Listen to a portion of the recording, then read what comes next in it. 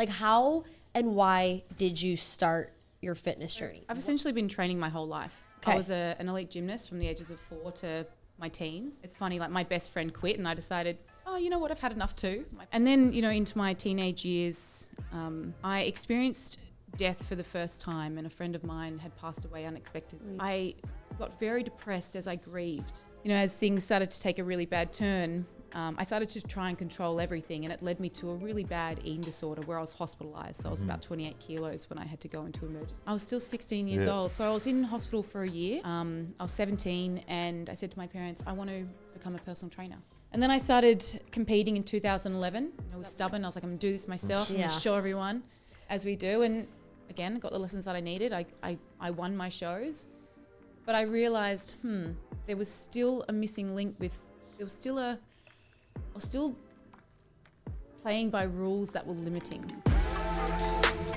What is up, podcast? Welcome back to the Raw You podcast. I've been MIA for a while, but more importantly, we have some special guests. Courtney King is back. Welcome. I'm not really a guest. We have a very special Australian. I was working my way there. I know, but I'm not the host of this. Yeah, but you say hi, it's me, this is Courtney, and then we get to the dramatic entrance. Okay, well, allow me to host. Okay, as sorry, I do. sorry, host. Go back. Just go cut back, me go off. Gosh. Anyways, our special guest today, from across the entire world, 20 hours of flights, Miss Hattie Boydell. Woo! Yay, Australia! Please insert an applauding. There's a button over here that does it. Was that it? Wow. Oh, shit. I guess that one. Oh, my gosh. Yeah, we're so happy to have you. I'm so excited. I definitely wasn't expecting this, so this is a lovely surprise. Yes. The podcast at all, or? Yeah, I had no idea. I didn't even know I was speaking at the event on the weekend till 2 days before. I didn't know we were doing paintball. We'd already packed our bag. We had to go to Walmart to get clothes that we could throw away.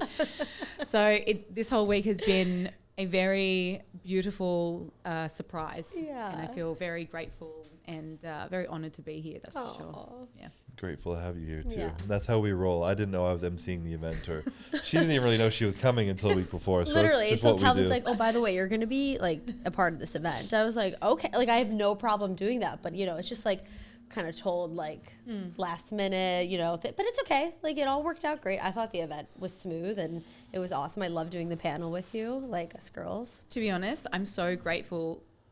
Like I went into the weekend with the expectation that no one knew who I was. Like, and I was like, that's so fine. This is a totally new audience. And so when you sat down next to me on the panel and you're just like, all right, guys, we're just going to do this thing. It's Courtney King here. I was like, oh, thank God. She's so relaxed because she's making me feel so at home. And you're just so like, just flow and smooth. And I was like, she's really anchoring me right now. Oh, I love you. You were anchoring me. Seriously. You like how you articulate yourself and just how like you, even him and I were talking after, people like love your type of motivation and just like empowerment you bring people. You know, you're just very real and raw and honest and like no bullshit and like get to work. And this is what you got. Like there is no such thing as like this special pill or motivation hack. Like it's about just getting right to it. And I think we kind of like are missing that in like the fitness world. I don't know, like hard work, you know? Like it's there, but it's in waves. Yeah. I don't know if that makes sense. Not that we're missing hard work. Not that people don't work hard,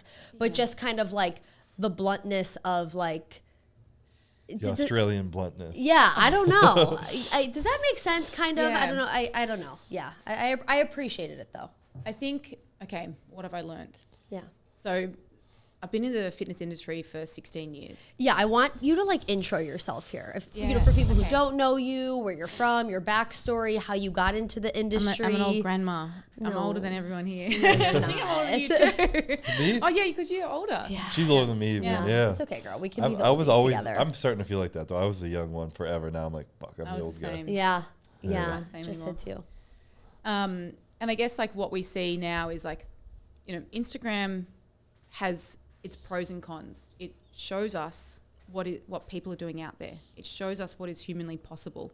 It gives us inspiration to go, what if I do go over here? Like, what if I make something of myself? But what it misses is, like, we see the iceberg, the tip of the iceberg. We don't see what's under the iceberg, which is all the fucking hardship that we go through and the years and years and years of work. Like, you didn't look like that in 1 year. It's been 10 years, X amount of years to like, when did you start bodybuilding? I started competing when I was 19, so like 9 years now. 9 years. But training even longer than that, yeah. So we see the end result. We don't see where someone was. And I think that's what is the missing piece, where it's like, it's 10 years. Like, how do you become an overnight success? 10 years. Literally a decade of work. Literally, or more. Yeah. You know, and a friend of mine said to me the other day, God, you've come so far, but it looks like it's just the beginning. And I'm like, that's what it feels like. I've come so far from when I first started in the industry, but I feel like I'm at the beginning of something else, which is a really beautiful thing when you think about, well, how do we transition in the industry? And something I love talking about is mindset and hard work and relationship with self. And that is because we have to know that we have more than one currency, and the way we look is just one little part of us. And the funny thing is, that's what people find inspirational, right? Yeah. The way we look. But it's not about the way we look. It's the qualities that made us get there. Yeah. The discipline, the determination, the resilience, the overcoming fear, like the fucking discomfort that we go through, whether it's we're dieting or we're building or we're in the gym. And so, yes, the physique looks beautiful. Yeah. But that's like the tip of the iceberg. Yeah. Yeah. Everything underneath is the daily habits that you did, not just for one day, for 1 week, for 1 month, for a decade. Yeah. Or For decades. years. Yeah. Yeah. Okay, so take us through like your journey. Like take us through like, so you said you've been in the industry for 16 years, which when you said that on stage, I was like, wait, what? But I mean, it makes sense if you started as a teenager, right? Like I guess not in the industry, but like in fitness. Like how and why did you start your fitness journey? What got you to walk through the gym door and begin? What does that look like? So I've essentially been training my whole life. Okay. I was an elite gymnast from the ages of 4 to my teens. And I would travel back and forth to the Australian Institute of Sport, and they wanted me to be a part of the Commonwealth Games. But it's funny, like my best friend quit, and I decided, oh, you know what, I've had enough too. My parents were like, are you sure you? And I'm like, yeah, she's quitting, so I think I'm done too. Oh and, my gosh. you know, it's really interesting. I always reflect back on my life. And the thing about gymnastics is it was a really important piece to my life's journey. And that's not just because it gave me the amazing qualities and skills that I use today as an athlete, but during that time that I was being really successful in this area of my life, I was also being really badly bullied at school. You know, I had no friends at school, but I had a beautiful community of friendship when I was at gymnastics, and I couldn't quite work out, like, what was I doing that was so wrong or so different?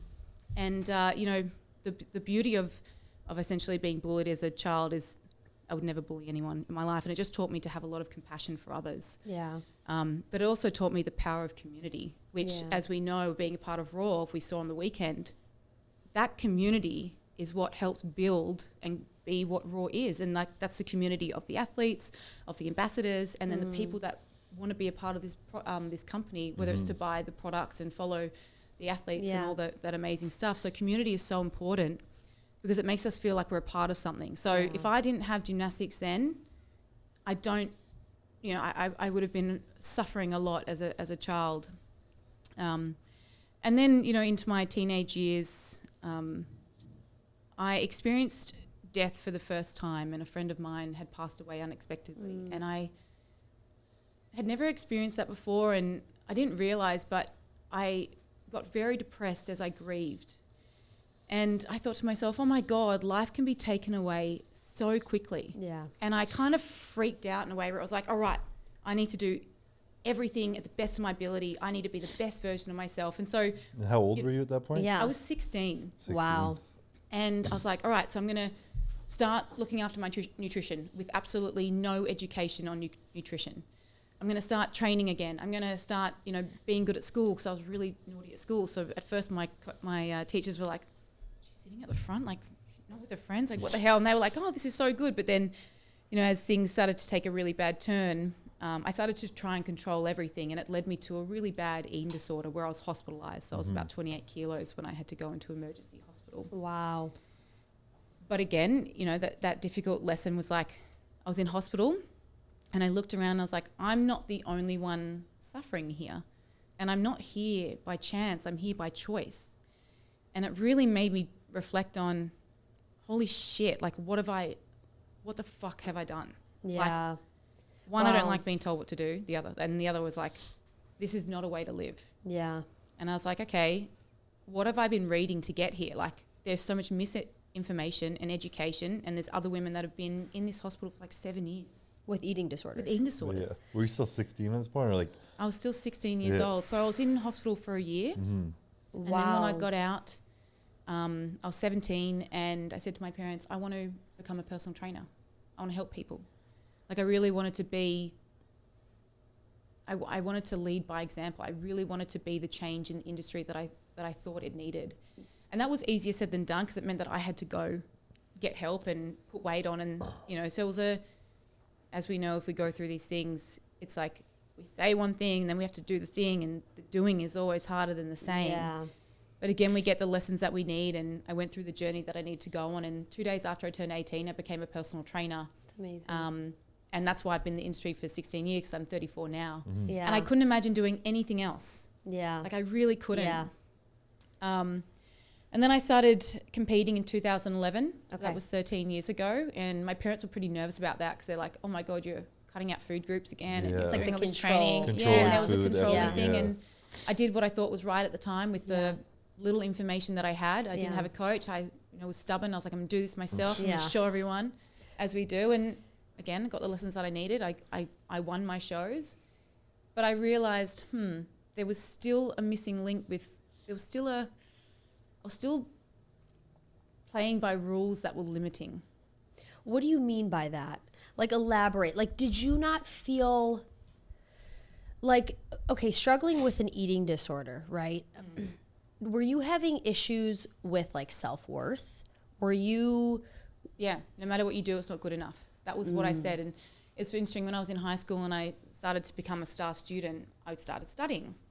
But I wasn't allowed to eat till I'd done my study. And I did this, I had this speech to do. And I think this is where like my fear of public speaking comes in, because I had to do this speech and I worked so hard at it. And I did my speech in front of this teacher who I really pissed off a lot in the past. And I like, fuck, got her. You don't know I'm being an angel at the moment. And anyway, she failed me. And it was just like, oh, that's right. No matter what you do, you're just not good enough. No matter how hard you try, you're just not good enough. And so I essentially became my own bully. I essentially was the one that was like, you're not good enough. It was just like complete. There was no relief. There was no sort of acknowledgement. There was just like no compassion for self. No compassion for myself, and something that I teach my girls is high standard without self-compassion just becomes self-bullying. And I just like adopted. Wow. Yeah. That's really the powerful. Wow. And it's funny, self-compassion is something that we learn over time as an adult. But Yeah. so that they're not good enough. I mean, I even noticed that can show up in my adult life when you're doing something really scary. And it's like, but are you really good enough to be there? Like when I won the world titles in 2016, the first thing I said to myself was, but were you really the best? Like really? And I robbed myself so severely of that title. And then the next year I lost the title. And again, get the lessons that we need. And I had to learn like, hey, like there's always pieces to the relationship that need a little bit more work. And the beautiful thing about the relationship that we have with ourselves is it's just like loving someone that you're in a relationship with. It doesn't ever stay the same. Yes. It's a work in progress all the time. Always growing. It's always changing, growing. evolving. It's always evolving. Yeah. And again, that was a really big lesson for me. So, but I'm grateful for that, because I look at the person I am now and I think I love myself, no matter how frustrated I can get with myself and the self-doubt and all that comes with it. But I can say that I love myself. You know, I can say that I have compassion for myself. And that's why I'm so big on the relationship with self, is because I was so curious about mine. Yeah. Like why I'm so interested in mindset is because I'm so curious about mind. Mm-hmm. Yeah. Mine, like why I do what I do, why I respond the way I respond, how I have navigated through life. Yeah. And if there was like, the lessons that we get as we were younger, like if I could give myself the lesson that I needed, it's like learn to love yourself earlier. Yeah. Like learn to have compassion for yourself earlier. Yeah. Yeah. When did you, or not when, but people always say that what you need to do is learn to love yourself, but what was the thing, or what did you start to do that actually allowed yourself to disconnect from the control, the self-worth attached to external things, and to love yourself for just who you are, regardless of the outcomes of how your success or what you're doing in your life? Like, Was what there did a you start certain to do? moment? Was there a certain something in your life? Like, you won a huge title in 2016. Like, that's like the top of the top of your sport, right? And then that was, you lost it the next year. Was that like a wake up call? What was like, was there something, do you remember, or no, was it just like, Not even a wake up call, but what did you start? Because it's usually a long process, like you said, Yeah. but what did you start doing in the process of those years where you started to learn this isn't right? In 2014 actually was when I reached out to a coach, and the two coaches, Lane Norton was one, and another guy called Sebastian Orup, who has still been one of my greatest mentors. I actually train the female athlete seminars with him around Australia, and now we have it online. And funny thing is like strength training. Okay, this sounds really weird, strength training. And it was like this moment where I stopped caring about the way I looked. So I started to go, well, what are other currencies that you had? Because I was so driven by the way I looked all the time, and I was fucking miserable. Like no matter what happened, no matter what I looked like, no matter what I did, it just wasn't good enough. yeah, And I was like, and I knew that there had to be another way of thinking and being.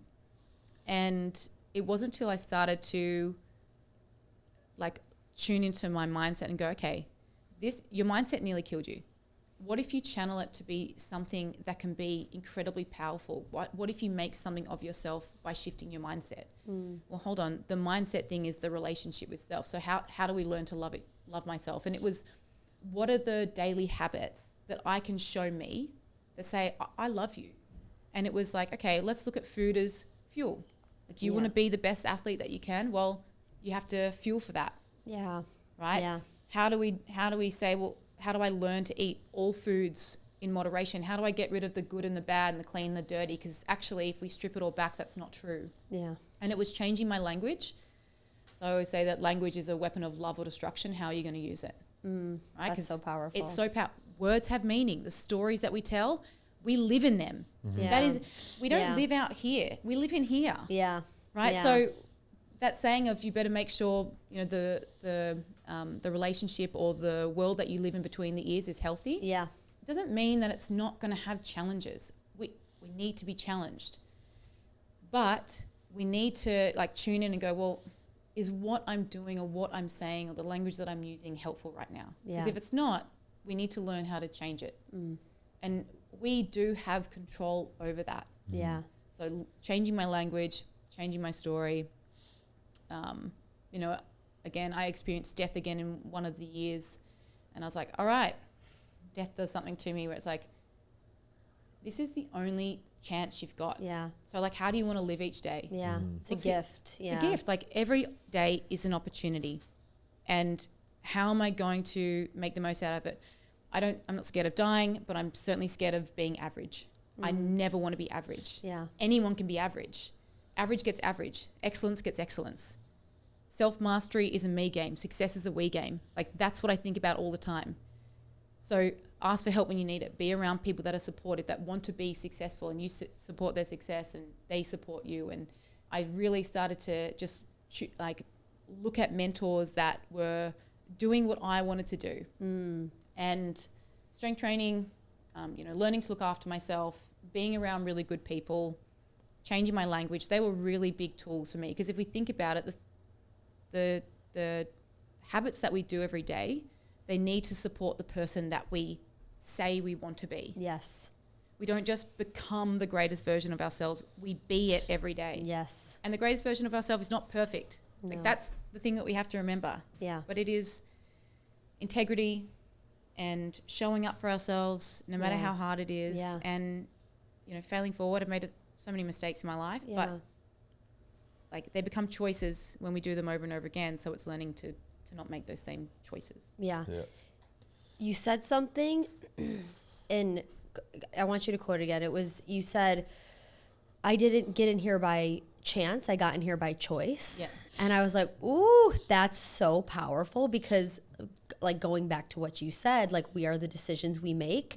We don't just like one day wake up and we're like, this is who I am. Like, it's like, oh, how does someone like you have so much confidence? You know, the body, the mindset. It's like, well, you had to go through all of this hardship to be the woman you are today, which is amazing and powerful and strong. And that doesn't mean that's also a woman who's, you know, messy and makes mistakes and isn't perfect, because that's like the beauty of life, and that's normal. And I that's amazing. Like your story truly is like so powerful and so relatable. So circle back, like I want to go back to this coaching thing. So in 2014, you hired a coach because I think the food is, obviously you did all of these different tools, language, how you talk to yourself, but, and I'm not saying food was the only thing for you. I just know a lot of people view their self-worth based on how they look, and that then boils down to the decisions they make with food, and you know, they eat a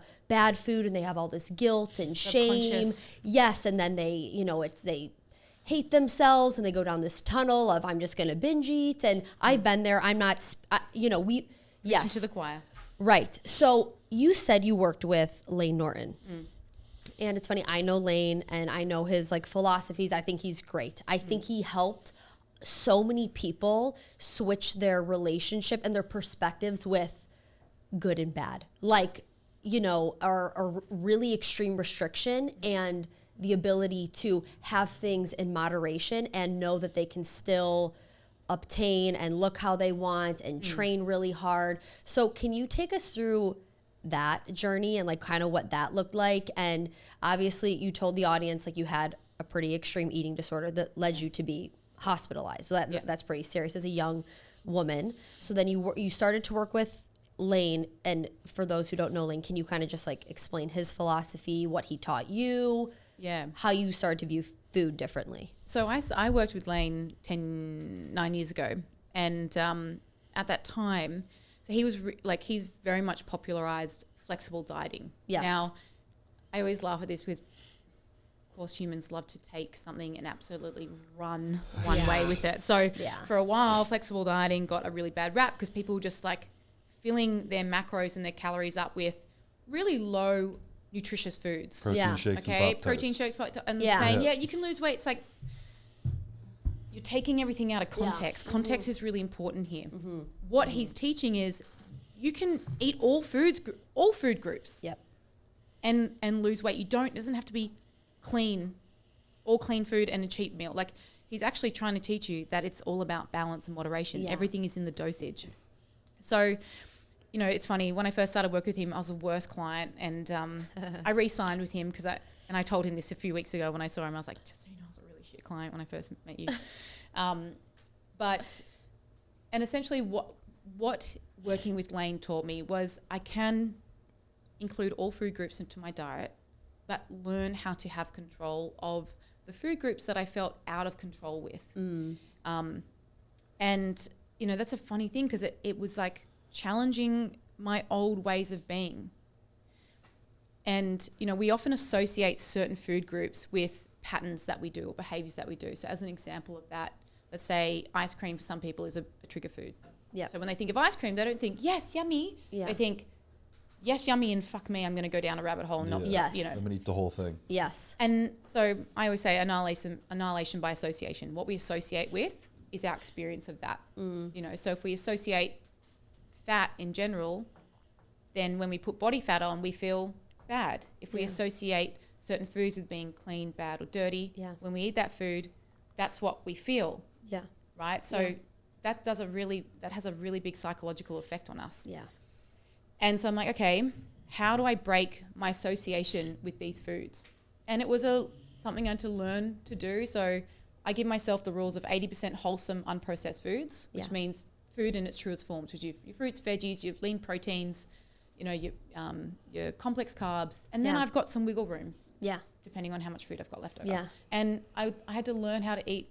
I'm a huge chocolate fan. I eat chocolate every single day without fail. But I used to eat like half a block, and then I'd restrict half a block, and then I'd restrict. And I was like, okay, now I've got to learn to eat 25 grams or 40 grams or what, and that's it, like step away from the vehicle kind of thing.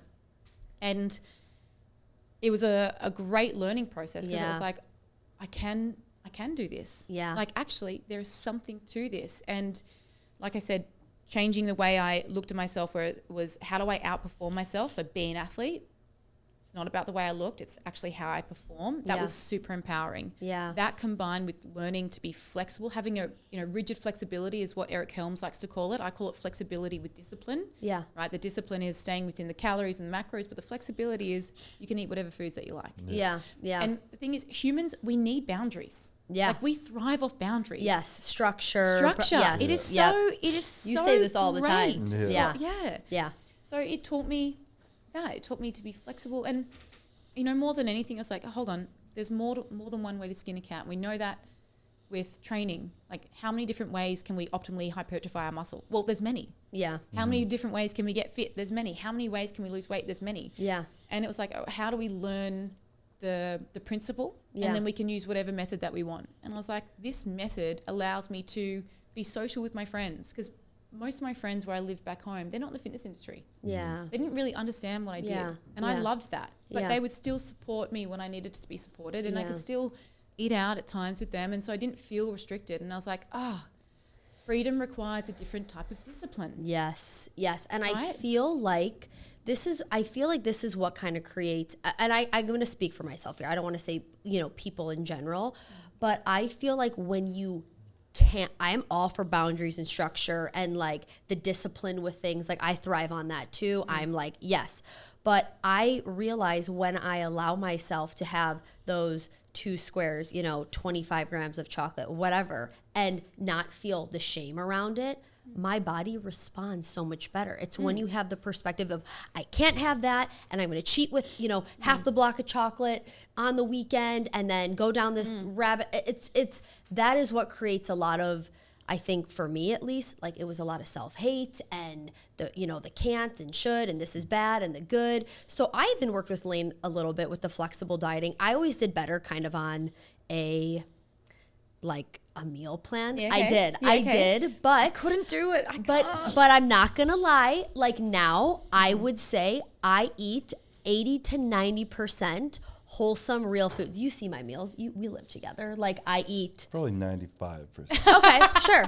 But hey, this is. It's not restricted at all. But it's what not. you want No, now. Yeah. like I'll make this thing every night. It's called a mug cake, and it's like complex carbs. It's a Japanese sweet potato. It's pumpkin. It's a whole egg, and then I'll do like a scoop of protein, tons of chocolate chips, and I'll put like almond butter on top, I don't know. granola. It tastes like cake. It tastes like a little cake, but like I don't restrict, but I make things like healthy and fun. And when I worked with Lane for like a moment in time, I would always have like this protein French toast. When I was on like a meal plan, it was like, nope, it's like your eggs and your oatmeal and that's it. But I always had like this little French toast with like my 2 little slices of bread and my like 2 whole eggs. Like I did love that though. She's in that moment right now. I did. I am back in that moment. But it allowed me to also like experience food. I stayed lean. I was training obviously very hard. I was competing professionally at the time, but it's a cool way for people to experience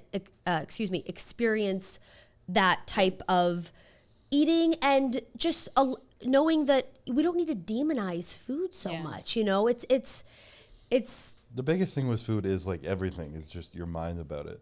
And we all have that little kid in us where you say you can't have that, and we're like, well, I want it then. yeah. We don't really hear say the it word. again. We don't Say really it hear the again. word can't. We just hear chocolate, and we're like, you can't have it, so you think about it. Like Yeah. everyone who's on a diet, I'll prep for 12 weeks, and then I'll want all these things. And the second it's over, and they're like, you can eat whatever you want. And I'm like, Don't want it. I don't want anything. Yeah. Yeah. And then I go Yes. back on my meal plan, and now it's a choice. And now I've learned over the years, going through that time, I'm like, well, if I don't want it after, why do I want it now? And everyone's very different. So you were better on a meal plan. You were better on flexible. Yeah. But the more you feel like you're restricting, the more it's mentally fucking you up, and more this whole system of your body starts to fail. Men are more driven by performance, so it's a little easier for them sometimes. I've found, like, I just am like, what am I putting in my body, and how do I feel good? Yeah. But the more you're like, if you're like, you're not allowed to have something, your body immediately wants it. Yeah. You can't As just. soon as you're told you can't, it's a psychological game. But you even switching the perspective of, okay, I'm eating food just, for how I look. That was your mindset for a long time. What's going to get me the leanest, the smallest, the skinniest, whatever. What's the lowest calorie? Yes. Oh, girl, trust me, I was there. I used to not even have things with sodium. I would look at the sodium. This was back in the day. That far. This was back in like the days of you and me though, like 2011, 2012, when there wasn't like a lot of there wasn't a ton of information. Yeah. It just like all the new stuff was kind of coming to the surface in like 2013, 2014. But I would look at the sodium, but like, I don't want to put on water. But anyways, I know it's impressive how powerful the body is though. Is it like, to go I through don't a want prep to with put that on sodium? water. We're made of like how much water. I can't with myself. Isn't it? Yeah. Okay. But back to what you were saying, where you're like, hey, I want to put things in my body that are going to fuel me, that are going to give me strength, that are going to allow my performance to succeed as an athlete, like switching the perspective rather than I just need to be the smallest and the leanest. Yeah. And I think that's huge too, because then you start to look at food differently, right? Like your everything. Food and training. So the thing about strength training was it's like, how much more weight can we put on the bar? Yes. And the beautiful thing about strength training is to squat and deadlift at a high level, to squat double body weight. It's skill mastery. You have to show up and improve that technique. So it reminded me of gymnastics a lot, where it was like skill development, self-mastery, mastery of particular movements, and I had to earn the right to move to the next level. So strength training was that for me. And I remember like getting under the bar and just being like, putting 100 kilos on my back, and I was like 50 kilos. I'm like, man, I'm squatting double body weight. And then it went to 120 to 150. Like, that's like 200 pounds. So 100 kilos is 225. Yeah. So 2 plates. That's my goal right now. That's her I goal. hit 300 and something, 150 kilos on my back at 60 kilo body weight. Which is as like, a natural athlete. You squatted 150 kilos? Yeah. And I could sumo deadlift 160. 330? What? Yeah. So I was like, fuck this. I was like, okay, I looked at my body and I was like, this is a machine. Yeah. And I just started to have this like immense appreciation for it. I was going to say like respect. All right, if I treat you well, like what are we going to do? And it was like exciting. It became something that I was like trying to punish all the time, to being like, how do I empower? How do I make big? How do I grow? How do I push? Like every time I did a prep, I was like, all right, no, I'm getting ready for stage, but like, how strong can I get? How strong can I get? How strong can I get? And it just like, it changed preparation, like preps for me. So getting on stage is my least favorite part. I love the process. I am almost sad. Like when I competed last year and I did the UK show, I was like, I'm not ready to stop. And so I ended up doing a second show a couple of weeks later. Because I was like, I'm just not ready. I'm just so dialed in and I'm so on. And that says a lot, because most people are like, I'm ready to like prep. No. Like, and I was so conditioned. What that says is you're doing it right. You're doing it right. Yeah. Like, because I finished sometime the Olympia and I'm like, fuck, I wish I was at another Olympia, but I only do the Olympia, so I'm like, I won't do anything else. Yeah. But you're like, the stress is over of the first show and you're like, let's keep going. That's when you know you're not like depleting your like health too much. I still had a menstrual cycle the whole way. Wow. And I got a DEXA scan and I was 7% on a DEXA, and that was still 4 weeks out from my next show. And I woke up on my next show absolutely sliced. That's and I had to change my posing because I was way out of my category. I was like trying to hide my delts. I was like, but it was sick. So cool. Oh my gosh. Even that perspective of, I went from punishing my body, which most people do, to then being like, okay, body, you're a machine. We're working together here. We are one. Like, what can I feed you? What weight can I add on you? How can we do this together? That like perspective gives me chills, because I was once that girl, and I'm not gonna lie, still like, get in shape, restrict, do this, take away, punish, less is, smaller is better. And I'm like, no, like What's so fascinating is you're doing the same physical stuff a lot of the time, but mentally it's different. The intent behind it is so different. It's funny, like, I love when people say this to me, but tracking is obsessive. I'm like, do you track your finances? Would you just go off on a whim and but not? This is the whole people, the discipline is freedom, that they don't get that. Yeah. They think they're free because they can do whatever they want, but like they're miserable. That's the thing. It's like people always, because I track my food 365 days a year, but it doesn't mean I'm perfect. Mm-hmm. Like, I track my food, but sometimes I'm way over. I track my food, and there are weeks when I'll guesstimate, like, I'm away now, I don't have scale, but you bet I'm still like thinking about, okay, well, you know, my body's needs and, you know, maintaining where I'm at.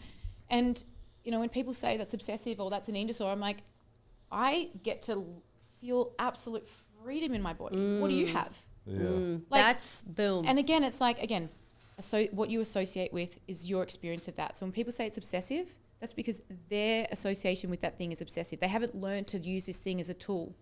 They're using it as something they are restricted by. Yes. And when I talk about language, like this is a really great thing. So some people feel restricted by the word discipline because they're like, oh, when I'm disciplined, I feel like I'm rigid. I'm not doing all the things that I want. And I used to, and you know, I'm like, I think about the words that really hit me, and it's like devotion. Yes. Like, if you are devoted to yourself for the rest of your life, just like you're devoted to your partner for the rest of your life, you are working through something. You are being devoted to the cause. You're being devoted to finding out what makes you tick. How do you nurture? How do you push? How do you hold back? Like the word devotion, she's so firm, but she's soft at times. Yeah. It's like love. Love isn't just this fluffy feeling. Love is firm sometimes. Like unconditional love, you bet sometimes you're saying something to your partner, but it's like you pull yourself in line. We're on this mission together. Yeah. The same thing with ourselves. Like love is not just you get to do whatever you want because you do what makes you feel good. No. Sometimes you have to fucking do the thing that doesn't feel good but aligns with who you said you were. Whew. Like, fuck. Yeah. That just drives home. And I think, like you said, what we associate words with is kind of like it's like, you know, well, there's good and bad food. No, you think there are goods and bad foods because you had a bad experience with food, or like, you know, alcohol. Well, maybe you had someone in your family and who couldn't control alcohol. You know, I get it. Like there, you know, I understand, and I'm all for doing what feels right for you. You know, whatever that is. If there's something you can't have, I totally like. I get it. I'm never gonna shame someone for how they eat or how they wanna, you know, train or work out or whatever. But it does come back to this like self-love, self-respect. Language we use around specific things, and I'm just really impressed with like your whole journey. I always say like everyone is free to do what they want. Like you can do whatever you want, as long as it's not hurting anyone, especially yourself. Like do whatever you want. If you want to train that way, as you said, like eat that way, cool, as long as you're not hurting yourself or someone around you. Like your life is your life. Just be radically responsible for the choices that you make and the stories that you keep and the thoughts that you keep. And the difficulty with the general population of saying that statement, though, is that they don't have the self-awareness to understand what that means. So like, as long as you're not hurting yourself, well, I'm not hurting myself. You know, I'm doing this, that, or other. I feel good. I'm skinny. I'm this. I feel great. But they don't really have the self-awareness of like all the reflection and mental work that you've done to like go back and process shit. Like I'm obsessed with my mental stuff. Like you, I'm the same thing. I'm like, the only thing that's going to keep me going right now in the Olympia to not break out is my mind. That's it. Totally. And I keep like diving Mindset into new shit. And I'm like, holy fuck, there's so much shit from my past. I'm like, I had a perfect childhood. I started like unraveling some shit, and I'm like, that's still making me act differently right now. Like, oh fuck. And then I'm like learning and growing from it. But like I could have said I was perfect if I had that mindset. But like same thing with people and their food and their dining. If they don't want to admit they're hurting and they've never looked inside or to the past, then they could be like, oh, I'm starving myself, but like I feel good today and I'm skinny and I look at, you know, so like I do feel good. I'm not hurting myself, but like maybe they are, and they're just denying it all, you know? So it's really hard to like, that's the trouble with sometimes like putting out information is people don't always have the self-awareness to take it properly. Yeah. You have to be putting in way more work over way more time than you realize than just hearing, oh yeah, okay, I can do whatever I want and I'll feel good. Yeah. But isn't it interesting? We could all hear the same thing, and how we interpret it is going to be completely different depending on the state that we're currently in. Yes, and that too. The state we're currently in. Yes. Yeah. Not just the state we're in, how we were raised, who we are, who our parents, like everything. Yeah, I mean everything. Okay, so I want to ask. Okay, so you do the world's. Okay, right now though, we're in 2023. You won that show in 2016. You have still competed professionally up until now. Yeah. So you're still doing it. I'm still doing it. So 2017, 2018, 2019, came second place to Stephanie, who's part of Raw. And I love her. And I love competing with her, to be honest. And I didn't compete 2020 and 2021 due to COVID. So last year was the first time I stepped on stage, and I did 2 shows. I didn't do the Worlds because I hurt my back, and I just wasn't. I'm not getting on stage to come second place. I'm getting on stage to win. Yeah. And so I chose to do 2 other shows in that year, and I won both of them. That's great. Yeah. And then I was going to do Worlds this year, but again, my back played up and I've just come out of a rehab phase of my back. So bulging disc, but also the disc fluid.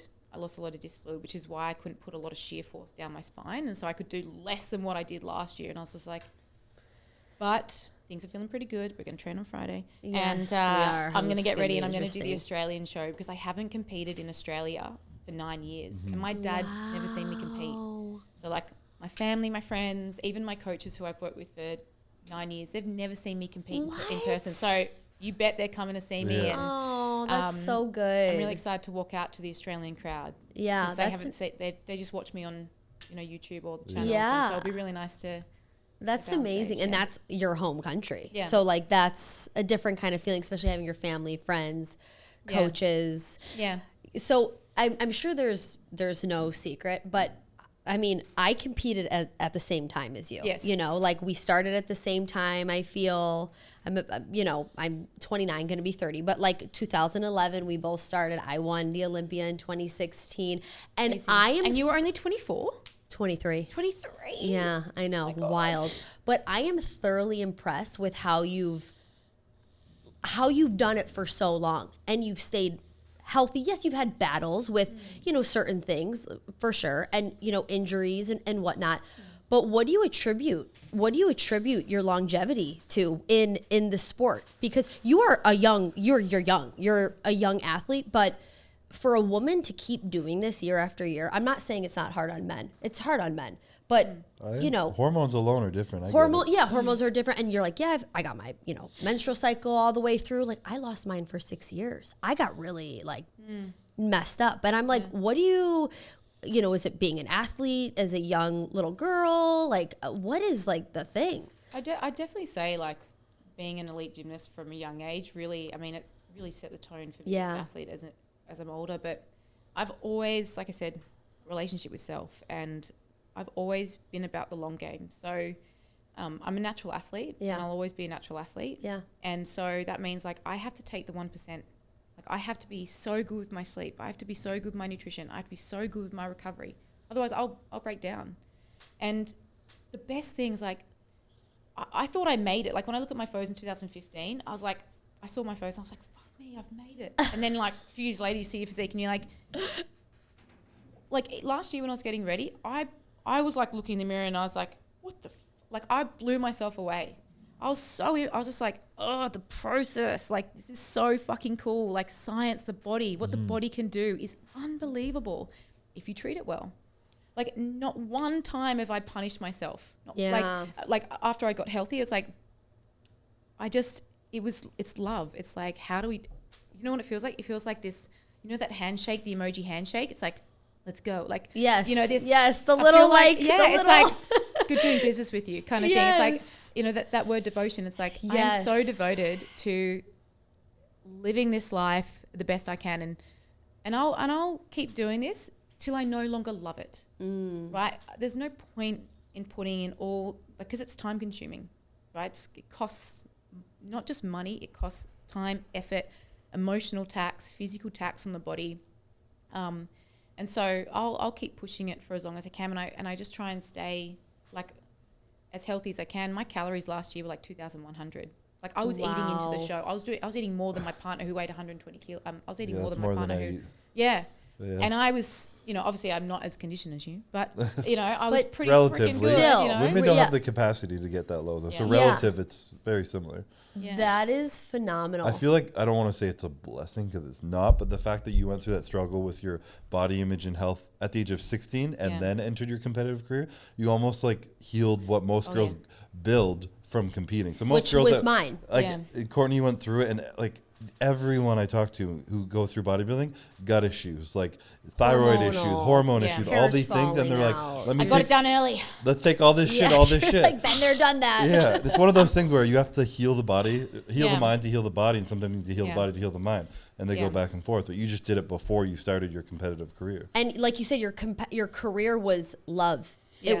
It was based on love and devotion, and not punishment and fuck you body, why aren't you responding, which that is what mine was. So no wonder I crumbled at 24 and retired after and couldn't even defend my title at the Olympia. I didn't have that language. I didn't have that self-respect for my body. I was like frustrated at it. Like, why are you like breaking and failing when it was just like trying to talk to me, and like it was just hurting, and it was like, hey, like I just need a little rest or something. Like it almost makes me emotional even saying that, because I was just like nasty to it. Girl, though. I know, which I'm like, I give myself grace and like understanding, like it's okay. But still, but the fact that you, like you said, it's not a blessing you went through that, but it's so wonderful that you got to. I really think it is. Yeah, I mean, sometimes our hardships are our biggest blessings. I only learned the hard way, guys. I only learned the hard way. Yes, for sure. So, okay, I want to ask you like a fun question. Okay. What are things you do that you would tell the listeners to, like, the fundamentals to maintain longevity in not just competing, health, wellness, fitness, whatever they're like, what is it? You mentioned sleep, which I don't think anyone takes seriously. Do you have boundaries with phone? Like, what does that look like for you? Like, okay, when I think about this question, I think, okay, we're human beings, we're not robots. And a part of being a human being is like fucking play. Love that. I think as we get older, our idea of balance changes. Like when I was in my early 20s, my idea of balance was Monday to Friday, work my ass off. Saturday, Sunday, party my ass off. And that was great. Yeah, I had worked the best for time you. ever. Yeah. But obviously as I get older, it's like where I want, like what is my highest priority is not play anymore, but I also need play. Like I love to let my hair down when it's due. So I think like part of longevity is like knowing when to push and when to pull back. Being the hardest worker in the room is not just being the hardest worker in the room. It's knowing when to rest and when to play. Yeah. Like otherwise we're just a fucking robot and you become miserable and stale and stubborn, and creativity is so important for the brain. Yes. Like to be able to create and collaborate and think outside the box, and even just have like time away and social engagement, family, friends, like you mentioned a community. good conversation. Yeah. A great conversation does so much to the soul. And then, it's like honoring what's in front of you.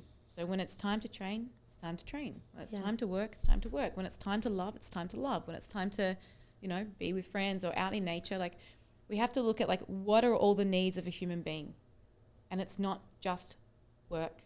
And it's not just relationship, because if it's only relationship, there's not going to be work. Yeah. Right? If it's only play, then there's no work. Yeah. If it's only training, then there's no work and play. So it's like, I think it is like knowing when in the year that you're going to have some relief or some play or some downtime versus when you're going to work. Because it makes work more fun when you've had a little bit of, I spoke to you about this the other day. It's like, that's what I just went through. You need you need that time away. You need that time away from your phone. You need that time away from work, or like just the relief period, so that you can show up and be your best. Yeah. It's like if you only talk about work, you break down the relationship that you have with your partner about partnership needs. So it's like it's compartmentalizing work, rest, play, sleep, like good nutrition. Again, like the daily habits should say, I love you. Yeah. I'm loving you. This is for you. This is so that we can be our best. Yeah. And sometimes that is going, no, it's time to go to bed now. Or no, you don't need more of that. Or actually you should go and have a drink. Yeah. Like I never tell my clients that you can't drink. Yeah. It's just knowing what the consequences are. Yeah. And doing it, everything's in the dosage. 1 drink, fine. 10, you're going to feel pretty shit the next day. Yeah. So it's like, I'm a human being. I love to work. I love to play. And I love to like be successful. Yeah. Yeah. You can tell. And I love that you started it with not food, not training, but play. We forget that. We forget like our inner child needs.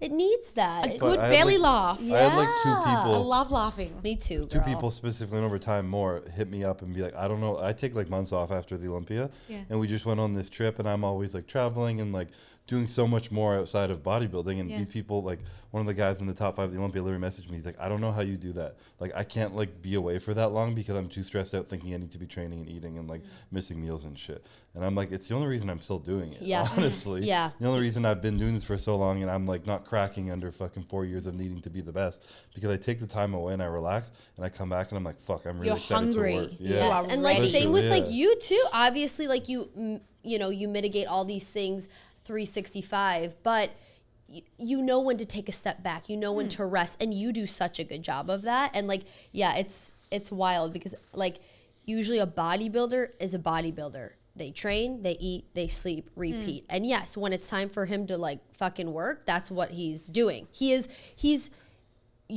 That's your job. But you also take time for yourself, to see your family, to spend time with me, to go on trips, to chill after the Olympia. He knows I just put my body through tremendous physical stress, emotional. So I'm going to chill for a little bit. You know, he enjoys the holidays with his family, he relaxes, he eats. He's like, I'm good. You know, I think with that though, you kind of got to earn the right for that. Like, if you're the further away you are from your goals, the less flexibility that you have, the less time that you have to relax. Like you've earned where you are. For sure. Yeah, you know. So I like that. Again, it's like context is everything. Yeah, I like that. Because if someone's so far away from the goals and they're like spending half their year like having, they're not doing that muscle. It's like. Sorry, you are going to have to work really hard for like the first 5 years of your physique or the first 10 years of your physique. Like I've been training for 17 years. Like, and actually I've realized I can do less and get more. Like, and that get the most out of the least is something that I teach my clients. It's not more, it's just more sometimes. Yeah. Get the most out of the The least. secret to bodybuilding. And it's all in the dosage. Like the intensity in that dosage, that's what it is. It's not just doing more. More is fatiguing, as we know. Yes. But you have to learn that. You got to earn that. Yeah. Right? Yeah. I love that.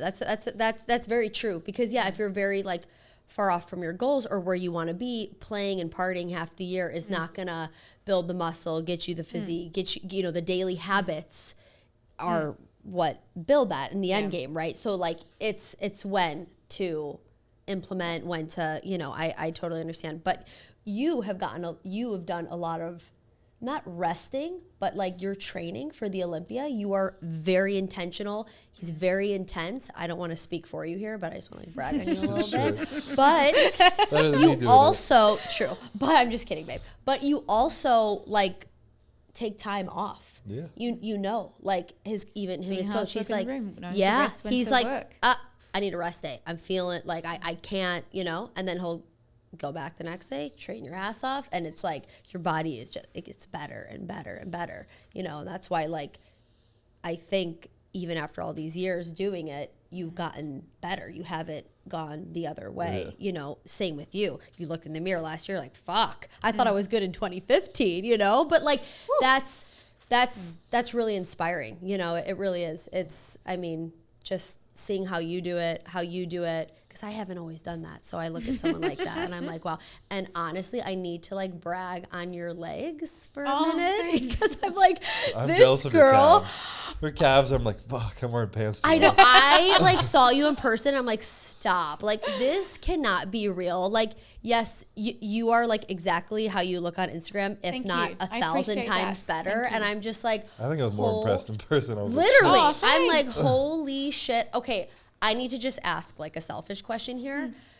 Muscle building and what that looks like. Give me your top tips because like I'm in this phase of like, I wanted, it was like restrictive and like not now. That's me back then, when I competed. And then it was like I was focused on my health and like getting my health back because I felt like I lost my health for a long time dealing with certain issues. And now I'm in this phase of like, I want to like work. I don't want to go into the gym and be like, what should I train today? Like that's kind of where I've been at. Yeah. And I'm like, I need that like structure again and that like plan and that like, I want to work towards something. The goal, like you said, me and my body, we started to work together. It was like, all right, what are we gonna do today for like weights? Are we gonna? Yes, I need that emoji needs to be like tattooed on me.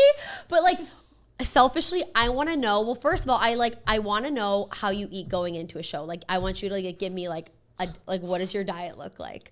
What do I Answer eat? that first. So much rice. Rice. I could eat rice all day. I'm a huge carb fan. So Girl, I would take carbs as high as I can. like give me a So in my off season, gram. So it's funny, like I started to give myself goals for my food, right? So I was like, I saw this one girl, she was eating 3,000 calories, and I was like, I want to do that.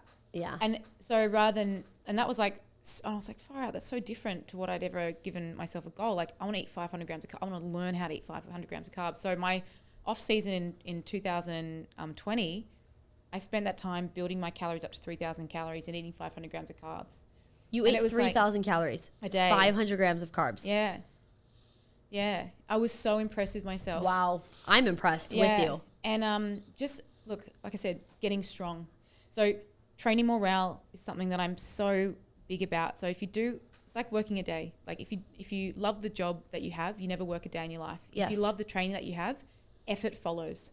And I love being strong. I love it. Like, it's so empowering. And like I said, it doesn't matter what I look like. It's how do I show up for myself? How do I make it move? How do I make it work for me that day? So there's a lot of intent. There's a lot of kind of like self-reflection and just like so much like to be so present in that moment of how do I make this weight move? Like, how do I get stronger? And that is like a big part of like building muscle. You have to have intensity. You have to apply effort. And the thing about effort though and intensity, everyone's idea of what that is different. Like, some people think intensity is sweating. Yeah. Unfortunately, that's not it. Some people think that effort is sweating or burning calories. That's also not it. Yeah. It's how much weight can you load on the bar to perform that exercise at that rep range? And so, learning to, go there with yourself. Like, the willpower to do the thing and the resilience, like to sit in there and go just 1 rep at a time. Like, that's what I say to myself. It's not 8 reps. It's 1 rep 8 times, just 1 rep at a time, 1 rep at a time. And that's how I count to myself. I like that.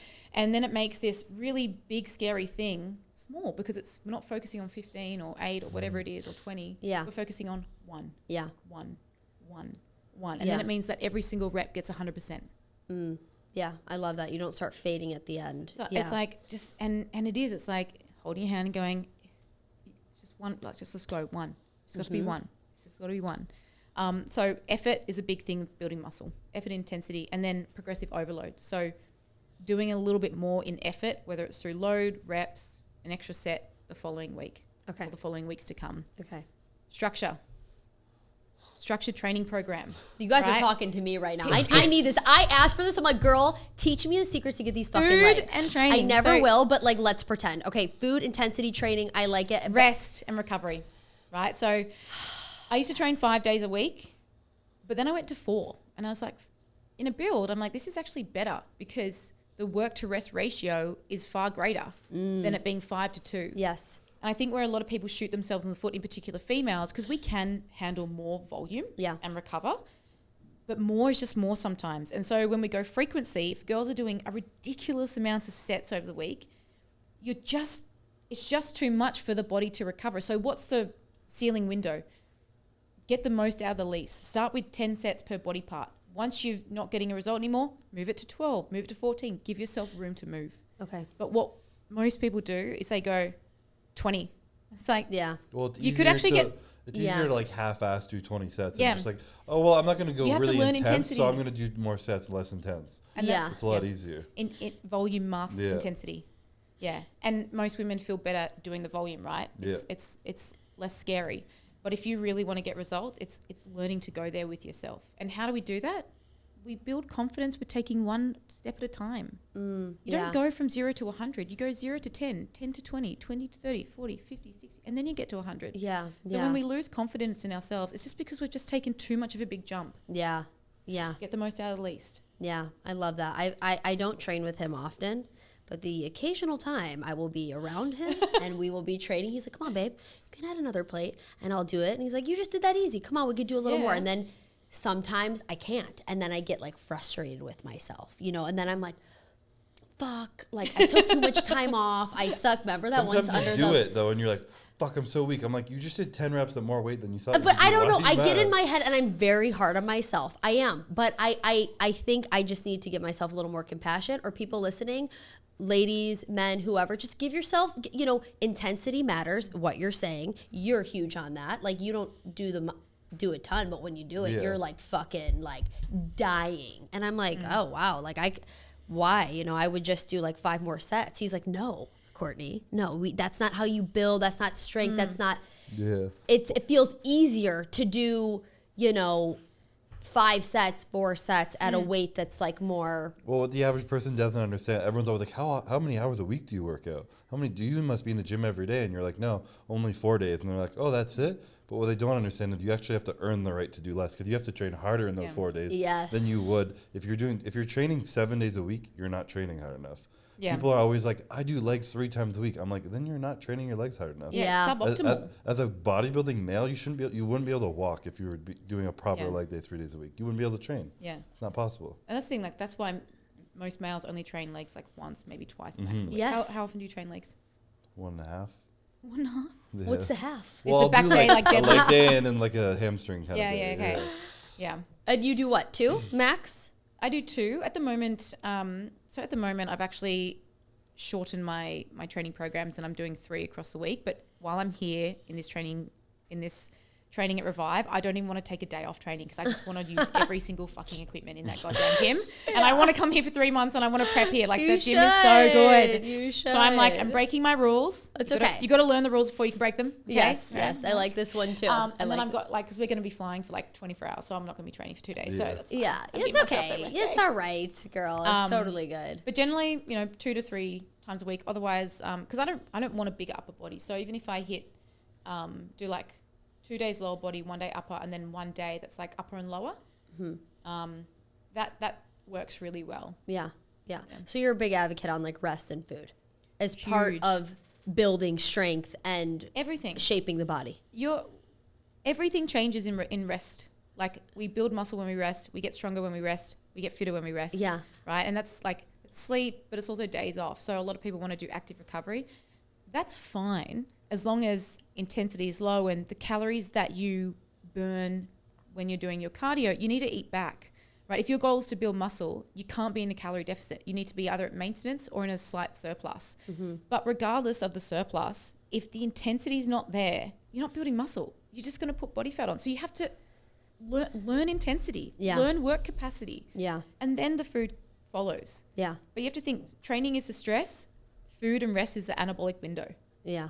That creates an anabolic environment. Right? And if you're a natural athlete, and I like to say athlete because when we think like an athlete, we tend to train like one and rest like one and eat like one. Yeah. Then you want to be learning how to go there with yourself to make the most out of training. Yes. More is just more. Yes.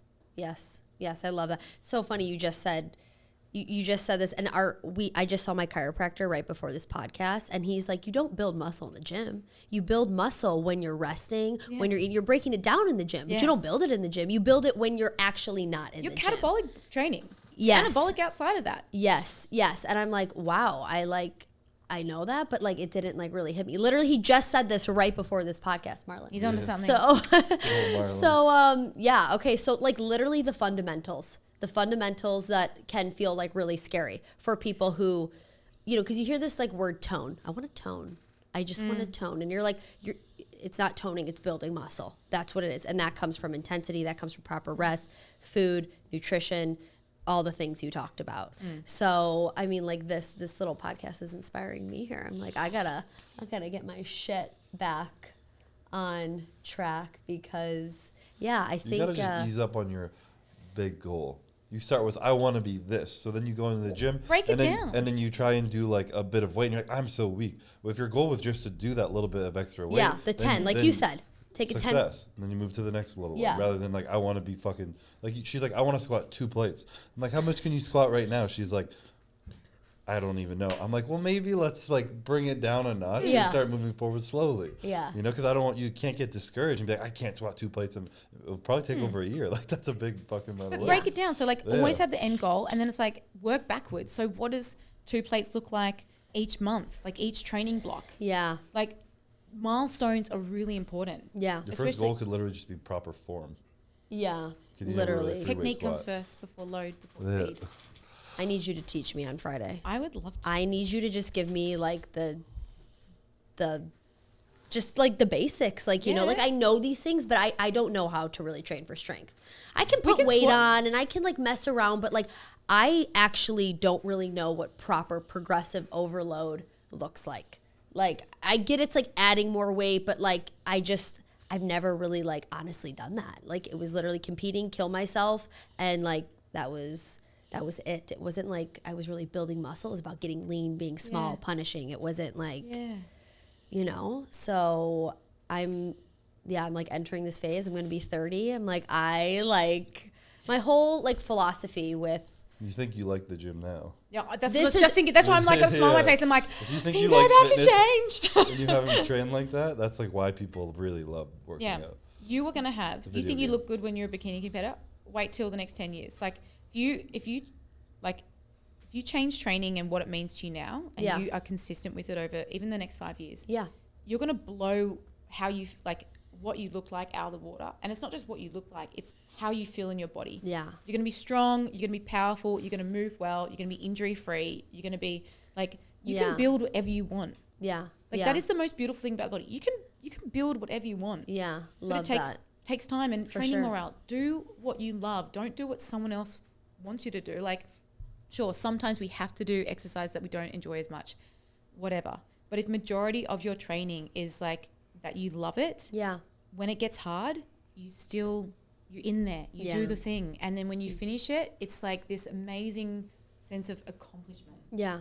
Yeah. Right? But when we quit or we don't even give ourselves the opportunity to go there, we kind of just left wondering. Yes. You know, and we never really go in and reach our potential. And I think like, again, you're starting from scratch in a way, which is so beautiful. Yeah.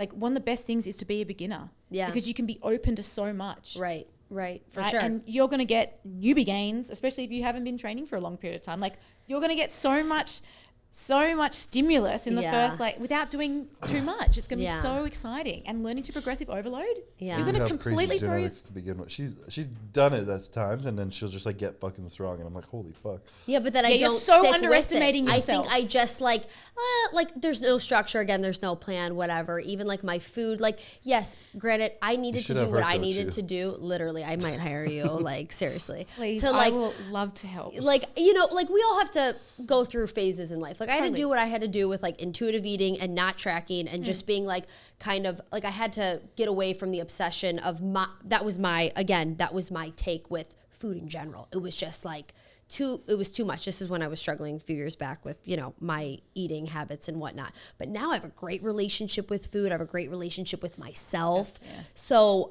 I want to change how I go into the doors of the gym, because now it's, you know, I love it. I will always love it. I've loved it since I was, you know, a teenager. But I'm like kind of lost the spark a little bit. Like it's good. You know, I love how it makes me feel. But I'm like, I miss that, like that end goal. Like what? Purpose. Purpose. Yeah. You're going to walk into the gym with purpose. Yeah, that's it. That's a huge missing word. But yeah, anyways, you've inspired me. You do too, babe. But like, I'm like woman, you know, here. I'm like, yeah. I know you do. You do everything that she does, and you're amazing. But I'm just like, oh my God, girl power. She's so phenomenal. But yeah, seriously, thank you so much. Like, I'm not trying to make this like okay, Courtney, this is what you got to do podcast. But I said to ask these questions because I'm like, girl, like you, and people struggle too. I mean, selfishly, I'm like, yeah, I want to know what you eat to like get this spot. Like you look amazing. But I know people, I should. I know something he's been telling me too. You got to eat. You got to eat to get big. But so protein too. Like you eat a lot of protein. You obviously eat a lot of carbs. Like, sorry, I need to like just go really quick. Like what off season, you obviously eat a little bit more. Yeah. You still stay really lean though. Like you still stay pretty, I mean, you have a lot of muscle, but do you allow yourself to like put on healthy body fat a little bit, or? Yeah, I mean, like. You do. She eats 3,000 calories. I know, but I'm like, she's a lot of muscle too. Does she burn right through that? Do you? I had to teach myself, like, again, I had to teach myself how to eat that many calories. When I first started building in my early days, I lacked structure, which was a big thing. But the other is, like, I started with, 2,200 calories as my original build. Then it went to 2,400, then 2006, 2008, 2009, 3,000.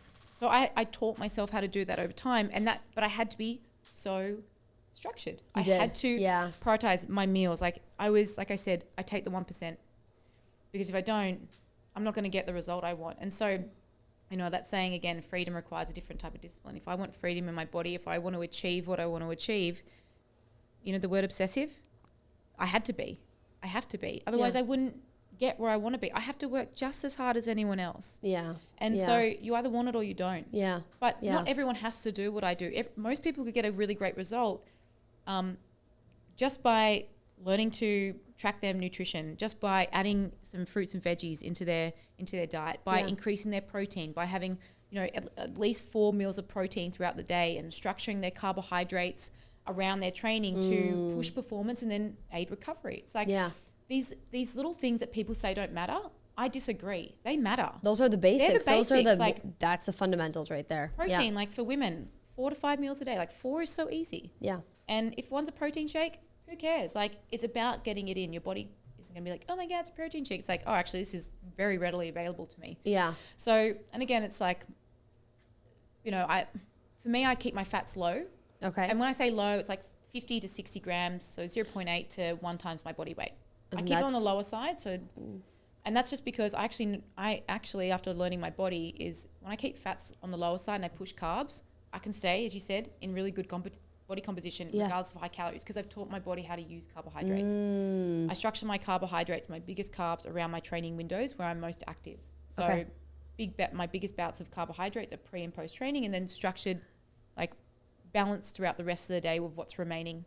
And then I have, you know, 4 serves of protein throughout the day, and I have my chocolate in there, but I have my fruits and my veggies. And again, that 80-20 rule, it works very well for me. Yeah. But it's so good. Structure is a big thing, like being really structured with your food. It doesn't mean I have to eat this time every day, but I eat between 3 to 5 hours over the day. Yeah. And as long as I follow that, like, I'm in a pretty good position. Yeah. Yeah. When it comes to competition, it's 90-10, and you bet it's potency, right? And it's a lot more intense. But at the moment, like, I can eat this and I can stay, you know, I can maintain my weight, especially while we're traveling. It becomes very habitual too. Like, you don't even look at a clock and it will be like the same time you've been eating, and you're just like, oh, my body's getting hungry, I'm going to eat. But it's like, it ends up being like 12 o'clock every day, but it's just the routine you build for your body. Yeah. You know, something that we touched on before was intuitive eating. Intuitive. You talked about learning to be intuitive with your body. You spoke about intuitive with your rest days. It's like, oh, I'm feeling pretty beat up, I'm going to rest. Again, that's something that we have to earn. Yeah. Right? If you've got a weight management problem, being intuitive, that's not your tool right now. That's what we want to learn to be like later. For sure. Actually, it's a not diet really diary. Intuitive. Yeah. It's not intuitive. You're not in tune yet. Yes. But, you know, tracking, like creating a diet diary where you're actually becoming aware of what you eat and how you eat without judgment, without changing anything. That's the first thing. Yeah. And then you go, wow, I'm really not eating that many veggies. Wow, I'm really not eating that much protein. Wow, I eat a lot of this. And it's like, now we're going to change one thing at a time. Yes. Not everything. Yes. One step at a time is going to give you a sustainable long-term approach to building the habits and the body that you want long-term. And I know long-term's like, I want it now. You've tried the now. It's all or nothing gives you all or nothing. But rigid flexibility or learning balance for a sustainable approach. Yeah. Sustainable is the word. Yes. Right? And that's longevity. What people that's what people want, but we are like a society focused on now, quick fix, take this, do this, follow this, 8 weeks, 30-day.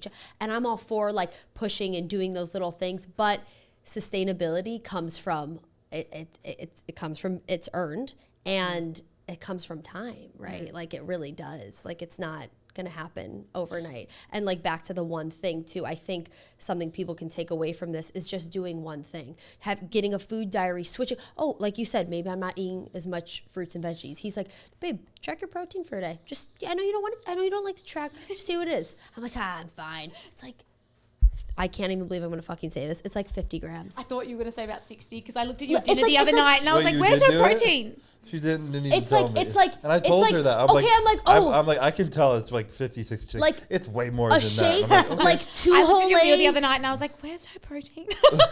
I know, I'm over there eating like the yuca fries and plantains and shit. But yeah, and I'm like, okay, reality check. I needed that. You know what I mean? Like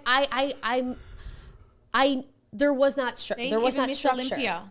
Straight up, guys. I mean, I'm far from perfect. I knew, but now I'm like, okay, I have these goals. I'm like, I want to start building like some for strength. I don't even want to change. I don't even want to like have this physique goal. I want to be strong. I want to feel powerful. I want to go into the gym with a plan.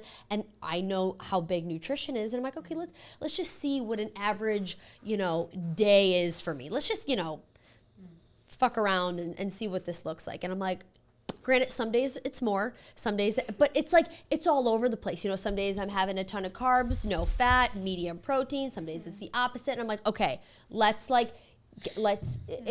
you said something and it said, you said, correct me if I'm wrong. It was like, the freedom I have comes from a different type of discipline.